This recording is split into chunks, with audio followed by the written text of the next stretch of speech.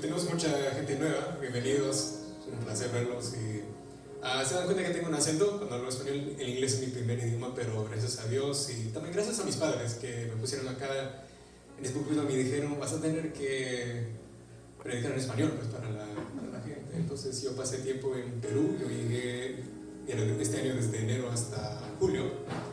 Estuve ahí y realmente eso me esforzó, me forzó a hablar más. Y entonces yo también aproveché no solamente de predicar, pero también de leer más de la Biblia en español. Y la versión que vamos a usar acá en la pantalla, esto es Reina Valera. Yo acá voy a leer de la nueva versión internacional porque es un poco más fácil para mí.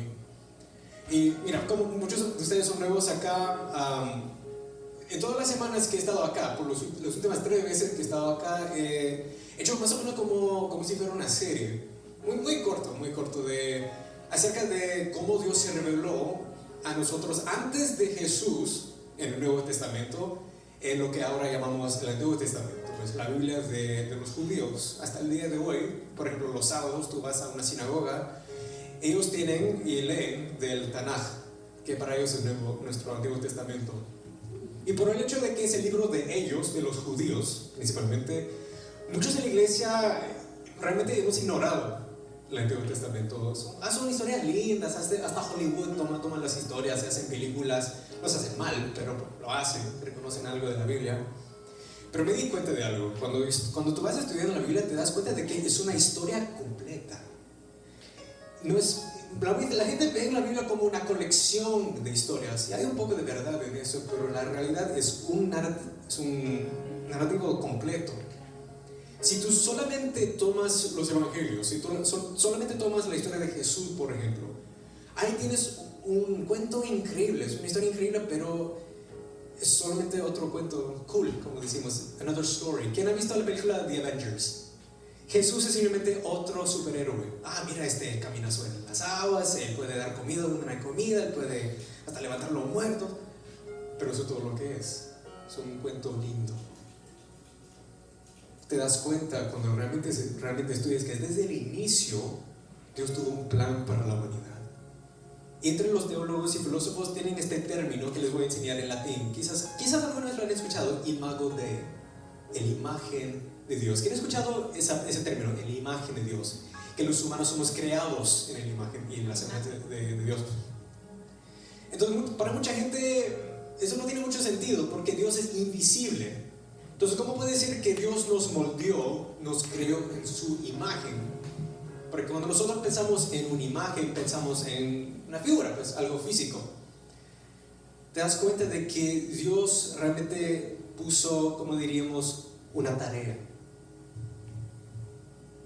Algo intencionalmente. Cuando Él creó la humanidad, Él estaba poniendo este ser que se llama el ser humano para gobernar la creación. Porque tú ves que el ser humano es único. Entre todas las cosas que Dios creó, es el único que tiene esa responsabilidad, como dice Génesis 1, de que Dios creó al hombre en su imagen y semejanza, que dio su aliento, lo que nosotros llamamos espíritu, en el hebreo es ruach, que literalmente significa aliento, el aliento de Dios en el ser humano. Y fue diseñado por Dios para gobernar la creación bajo Dios. Representantes, literalmente representantes del Creador al resto de la creación. Ahora tiene sentido por qué hubo un enemigo desde el inicio que quiso que este imago Dei rebela contra Dios. Y en las semanas anteriores vimos, mira, el Antiguo Testamento es muy largo, pero vimos solamente a 3 figuras principales en la Biblia: Abraham, Moisés y el rey David.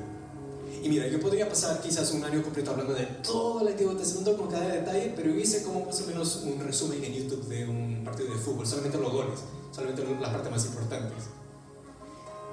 Y les mostré de cómo en Abraham él fue llamado amigo de Dios. Entonces, después de que cayó el hombre bajo el pecado, nosotros perdimos ese rol de la imagen de Dios. Y en lugar de Dios, realmente nosotros mismos nos hicimos un ídolo, otro imago, lo que llamamos en el griego icona, pero en nuestra semejanza. nosotros ahora gobernamos el mundo no a través de la soberanía de Dios, sino la de nosotros. Eso es lo que es el pecado. Yo veo mucha gente diciendo, qué tontos eran Adán y Eva, porque tuvieron todo y comieron la manzana y nos fregaron a todo el mundo.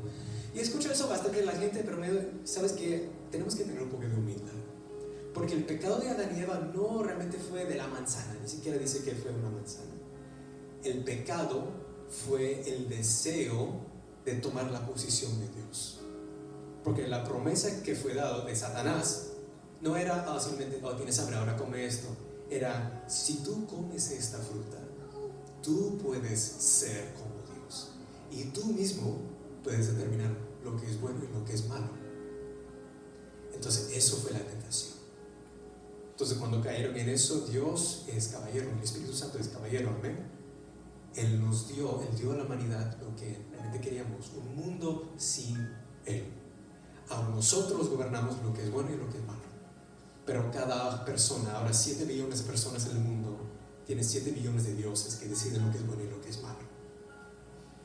Entonces Dios obviamente no nos abandonó. Desde el inicio, Él prometió en lo que en el hebreo se llama Zerah, una semilla, literalmente un descendiente de Adán y Eva, que iba a destruir lo que hizo el enemigo, pero en el proceso le iba a costar la vida. Y Dios mostró a Abraham, la primera persona en toda la vida que es llamado amigo de Dios. Le mostró lo que me va a costar como padre, porque Dios es Padre, Hijo y Espíritu Santo. Dios el Hijo se hizo carne en Jesús.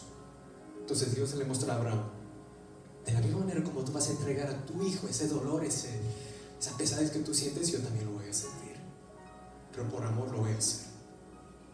A través de Moisés vemos de que la humanidad, aunque nos demos cuenta o no, estamos bajo la esclavitud del pecado. Entonces Dios envió a Moisés, que era una figura mesiánica de quién era Jesús, para liberar a su pueblo de la esclavitud de Egipto, pero para nosotros la esclavitud del pecado, y llevarnos a una tierra prometida. Entonces, esto ya aprendí cuando yo estaba en la universidad en los Estados Unidos por unos años, de que a través de los profetas, a través de estas figuras del Antiguo Testamento, Dios estaba enviando un mensaje muy profundo. A través de Abraham, de Dios nos quiere salvar. ¿Pero de qué exactamente? A través de Moisés nos damos cuenta, nos quiere salvar de la esclavitud del pecado. Entonces, ahora la salvación, la historia de Jesús es una historia de rescate, ¿sí? Pero no termina ahí. Dios nos está rescatando de algo, ¿sí? Pero también a algo. Y a través del rey David vemos que Dios nos quiere rescatar a un reino eterno. Dios quiere restaurar todo lo que se perdió en el Edén por el pecado y la muerte. Entonces hay otra figura en la Biblia, y no voy a tomar mucho tiempo, pero ¿quién sabe la historia de Daniel? ¿Quién ha leído el libro de Daniel? Mira, hasta me di cuenta de que, desde niño había los dibujos animados y las películas. El libro de Daniel es 12 capítulos en total, pero la historia, lo que muchos conocen como la historia de Daniel, es solamente del capítulo 1 al 6. Es solo la mitad de la historia. La otra mitad, del capítulo 7 al 12, no es una historia, no es una biografía de la vida de Daniel, sino es Daniel contando acerca de sus experiencias en el Espíritu. Realmente tuvo visiones de quién era Dios. Entonces, algo muy interesante pasa con todo ese tema de la imagen de Dios, lo que en el griego llamamos icona. Ahora, él ve algo muy interesante, porque el hombre en este momento, todavía estamos en el Antiguo Testamento, Jesús todavía no ha venido. Entonces el hombre está separado de Dios. Dios tiene ya su promesa de que va a restaurar, pero en este tiempo todavía estaban separados. Y Dios le muestra algo muy interesante, le muestra algo en el futuro. Esa canción que cantamos al inicio, El Anciano de Días, mucha gente dice, ¿qué es eso? Eso viene del libro de Daniel, en donde dice de que él estaba en el Espíritu y él vio una visión del trono de Dios. Y vio dos figuras muy específicas. Él vio alguien que estaba moviéndose en las nubes. Y él decía, realmente no lo podía describir tanto porque era algo espiritual, pero lo describió como un hijo de hombre. ¿Suena familiar? dijo, yo veo este Hijo del Hombre a la diestra del anciano de días. Yo veo a este ser, este Hijo del Hombre está siendo adorado por todas las naciones, pero él está a la diestra de alguien que está sentado en un trono que también es Dios. Y yo veo es como si fuera un anciano, y por eso lo llaman el anciano de días. Ahora, como cristianos nos damos cuenta de que es una figura del Padre y el Hijo dentro de la Trinidad. Pero te das cuenta de que Dios es espíritu, Dios no es físico, pero Dios le permite ver a Dios el Hijo, sentado a la diestra de Dios el Padre, pero es un ser humano, es un hijo de hombre. Entonces, esto es una diferencia que yo veo tan profundamente. Yo tengo unos amigos musulmanes que también estoy hablando bastante acerca del Evangelio. Les digo, realmente todas las diferencias que tenemos entre nuestras fes vienen de una raíz. Esto es la raíz de lo que asumimos de Dios, de la persona, del carácter de Dios. Para muchos, y para el Islam, por ejemplo, Dios es distante. Nosotros estamos como en una escala tratando de alcanzar la santidad de Dios. Lo que hace el cristianismo único es de que Dios sabe de que es imposible para nosotros alcanzar su nivel. Entonces Dios hace lo increíble. En lugar de Él esperar que nosotros restauramos nuestra imagen, nuestra icona para ser como Él, nos dice algo muy interesante en el libro de Colosenses. Pablo lo pone de esta manera, hablando acerca de Jesús. En el griego dice, Él es el icona o la icona del Dios invisible, el primogénito de toda la creación. En el español obviamente dice, Él es la imagen del Dios invisible, el primogénito de toda la creación. Porque por medio de Él fueron creadas todas las cosas en el cielo y en la tierra, visibles e invisibles, sean tronos, poderes, principados o autoridades. Todo ha sido creado por medio de Él y para Él. Este es Dios entonces. Él es anterior de todas las cosas y por medio de Él forman todo coherente. Y después vamos al versículo 19, dice, porque a Dios le agradó habitar en Él con toda su plenitud y por medio de Él reconciliar consigo todas las cosas, tanto las que están en la tierra como las que están en el cielo, haciendo la paz con nosotros mediante la sangre que Él derramó en la cruz. Entonces, esto es lo increíble del cristianismo. En lugar de un Dios que espera que nosotros seamos buenos, porque todas las religiones son iguales en esta cosa, de que nosotros tenemos la potencial, tenemos el poder en nuestro propio esfuerzo para alcanzar la santidad de Dios. Dios sabe de que eso no es posible. Entonces, Él se ajusta a nosotros. Y tú ves como Jesús, Dios siendo hombre, Él muestra qué era el diseño original del ser humano cuando nosotros fuimos creados, para gobernar la creación a través de Él. Y por eso tú ves de que Jesús es como una luz radiante.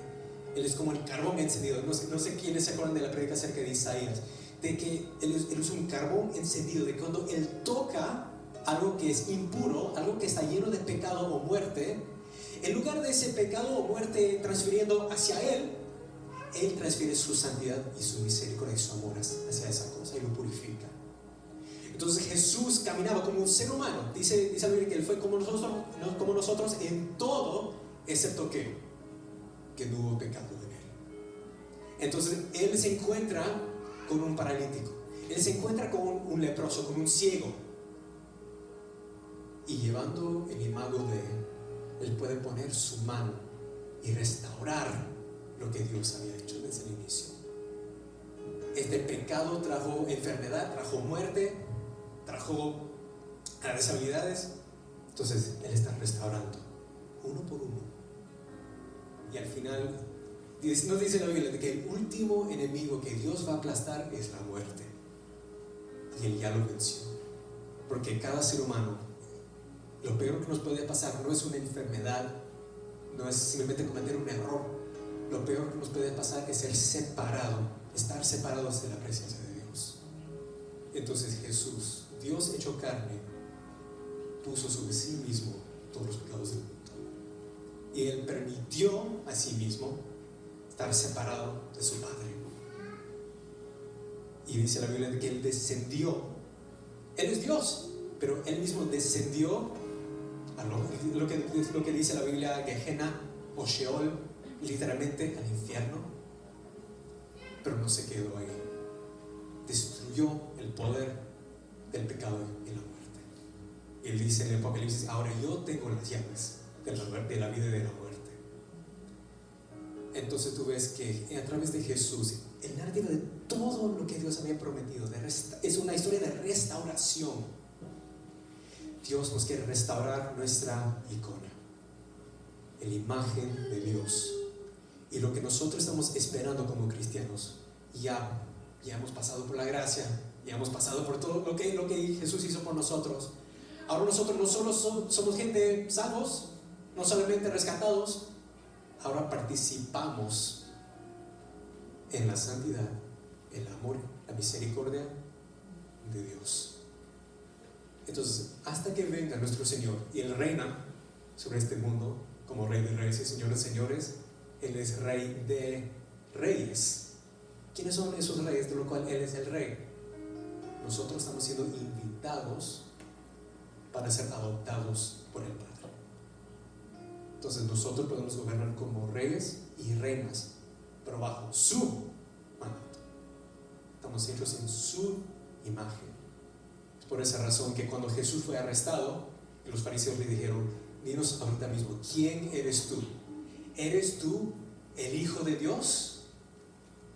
Y Él dice dos cosas muy interesantes. Primeramente, Él llama a sí mismo el nombre de Dios. Él dice en el griego: ego eimi, yo soy. Yo soy, el gran yo soy. Y tú verás al Hijo del Hombre sentado a la diestra del Padre y viniendo para su pueblo, viniendo en las nubes del cielo. En ese momento, los que saben la historia, el sacerdote dijo: blasfemo. ¿Qué más prueba necesitamos? Este hombre está blasfemando. ¿Cómo puede un hombre ser Dios? Bueno, también no cualquier ser humano puede resucitar desde los muertos. Con su resurrección Jesús dio la evidencia y ahora podemos confiar en lo que Él dice: yo soy la resurrección y la vida. El que crea en mí, aunque muera, vivirá. El que crea en mí va a ser restaurado a todo lo que Dios nos había diseñado desde el inicio. Eso es nuestra esperanza como cristianos. Hemos sido rescatados del pecado y ahora Dios nos da un espíritu de adopción y podemos llamarlo Abba Padre, y nosotros somos reyes y reinas, pero no bajo nuestras reglas, sino la de Él. Gloria a Dios.